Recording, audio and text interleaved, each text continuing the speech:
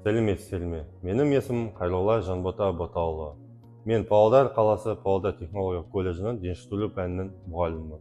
Және де сертификатталған АФК маманымын. Бүгін мен ерекше балаларға арналған жаттығуларды көрсетемін. Бұл жаттығулар балаларға ғана емес, дене шынықтыру пәнінің мұғалімдеріне, АФК және ЛФК нұсқаушыларына, сондай-ақ ата-аналарға өте пайдалы құрал бола алады. Бейнежазба ашық және қолжетімді түрде. Бірге дамып, денсаулықты жақсартайық.